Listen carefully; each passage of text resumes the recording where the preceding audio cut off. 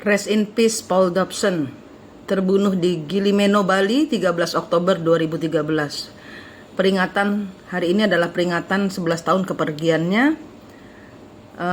Beberapa hari lagi ya, peringatan 11 tahun kepergiannya. Ini adalah peringatan buat ekspat yang memutuskan tinggal sendirian di Bali, atau bule yang memutuskan pensiun dini di Bali, atau bule yang tinggal di Bali. Saya mau cerita soal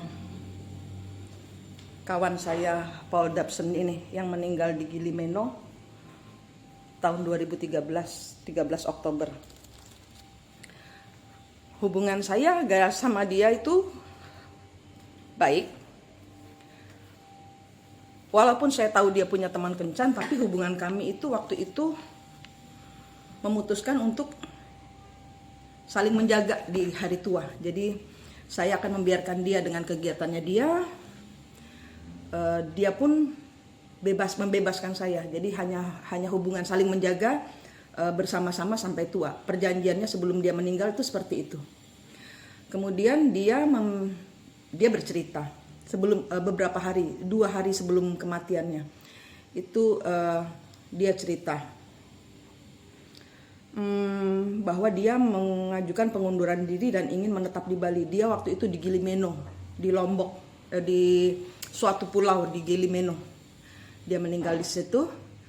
Pada saat itu dia mengajukan pengunduran diri, ya. Jadi ibarat kata, saya nggak tahu pekerjaannya dia apa, tapi dia bekerja di suatu resort. Dan pada saat dia mengundurkan diri itu, dia pergi ke Bali. Dia bilang saya, kemudian tapi dia nggak mau ketemu saya karena saya ada di Bali. Saya membiarkan dia pulang, ya udah nanti hari Minggu saya ke sana gitu loh. Saya hari Minggu. Kemudian kami setiap hari biasa,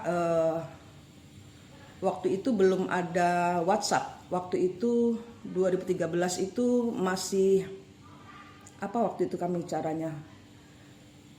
Saya lupa waktu itu pakai apa ya. Apa ya? Model-model kayak Skype gitu kali ya. Saya lupa waktu itu model-model kayak Skype atau Messenger sesuatu. Saya lupa. Google apa ya? Google Meet, saya lupa. Pokoknya berkaitan dengan terkoneksi dengan internet, email gitu ya. Jadi kita WhatsApp-nya WhatsApp-nya model kayak begitu dulu, masih zaman jadul. Nah kemudian tiba-tiba di tengah, ya waktu itu maghrib, di tengah pembicaraan, dia bilang saya mau tutup tempat dulu gitu. Dia kemudian meninggalkan laptopnya dalam kondisi nyala dan tidak pernah kembali lagi sampai pagi-pagi. Polisi telepon saya bilang karena nomor saya ada di handphonenya dia di urutan pertama yang dia telepon. Jadi dia menelpon ke saya memberitahukan bahwa Bu, Anda apanya Pak Paul meninggal gitu. Kemudian saya pergi ke sana, saya cek jenazahnya, banyak sekali keanehan, tapi terbukti tidak dibunuh, tapi saya tahu dibunuh. Ya sudah, yang lalu biar berlalu. Tapi ini saya buat video untuk peringatan kepada para ekspat lainnya, ekspatriat lain yang berencana untuk pensiun di Bali. Kalau sendirian hati-hati, dan kalau bersama orang yang Anda kenal, harus ada notaris atau keluarga di daerah, di tempat dia tinggal yang tahu kondisinya. Jangan kayak Paul ini gitu. Saya sampai keluarga di England, si Paul ini orang British, dia orang England, keluarganya kesulitan untuk mengembalikan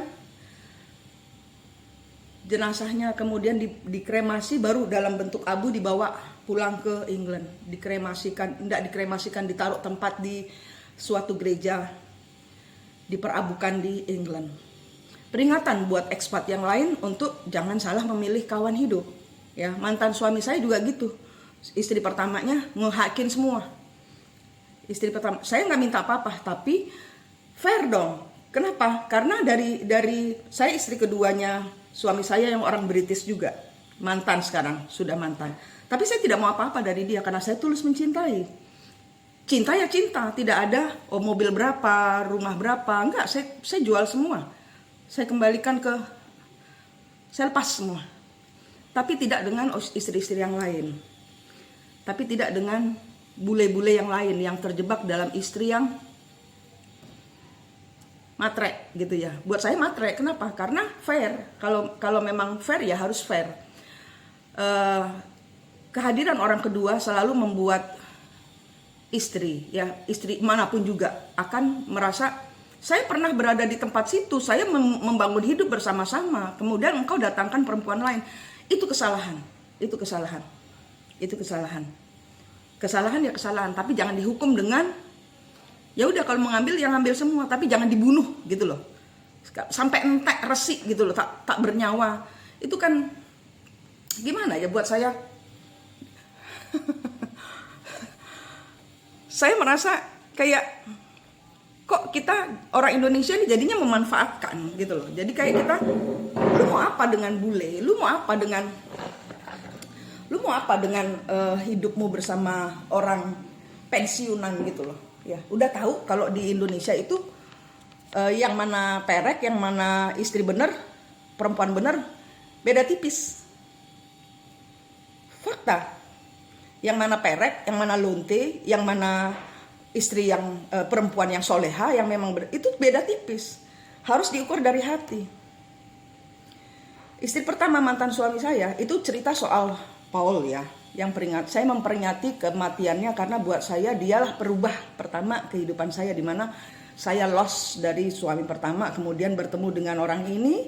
Memang dia tua, kami beda 20 tahun lebih, 20 tahunan. Nah, itu hanya untuk menjaga, saling menjaga. Tidak ada hubungan materi, tidak ada, sama sekali tidak ada. Tidak ada janji dia ingin menafkahi saya, tidak ada. Dengan suami kedua, saya menjadi istri kedua dia. Istri pertamanya hanya tercatat di gereja, tidak tercatat di pengadilan sipil. Sehingga pada saat bercerai, dia tidak bisa diceraikan. Tapi saya sudah membatalkan di pernikahan di gereja. Kenapa? Karena dia memalsukan dokumen. Itu loh, perempuan-perempuan Indonesia itu demi mumpung ada bule, sikat, habis, hajar gitu loh. Kamu harus setia, kamu harus gini. Tapi tidak mau ada perubahan. Bagaimana kita menciptakan suasana yang penuh cinta kasih di dalam lingkungan rumah tangga sehingga suami tidak berselingkuh. Lah kalau memang suami berselingkuh memang penyakitnya kali. Kenapa lu mau? Gitu kan. Jadi ini peringatan buat bule-bule seluruh Indonesia atau istri-istri bule ya. Lepasin semua ke Tuhan. Bukan lepasin bagaimana. Jodoh semua yang punya Tuhan. Jangan khawatir, jangan takut. Ini saya mengingat kembali flashback memori saya 2013. Saya kehilangan seorang, buat saya soulmate. Karena apa? Tidak ada janji menikah, tidak ada janji dia akan bahagiakan saya. Saya hanya merasa, ayo bersama-sama gitu loh. Dia lost dan tua dan lost. Bayangkan, dia sudah punya semua kehidupan tapi dia lost. Kenapa? Manusia kadang kerap gitu, walaupun dia umur tua, mau dia umur muda, terhilang ya terhilang, lost ya lost. Kayak berada di perempatan jalan. Semua umur merasakan itu. Pegang Tuhanmu. Saya dihajar berapa kali masalah baru saya, oh iya, Tuhan dorong tak cekel gitu loh. Lupa, sehingga muter di perempatan jalan. Tuhan belum tak pegang. Lali aku ngono. Jadi semuanya kembalikan ke Tuhan, ya. Apa yang kau ambil dengan cara tidak benar akan kehilangan dengan cara tidak benar juga. Itu yang terjadi pada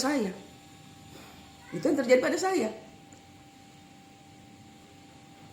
Perjalanan ini flashback memori ya, selama bulan 2024 Oktober ini sampai dengan bulan April ini perjalanan flashback memori.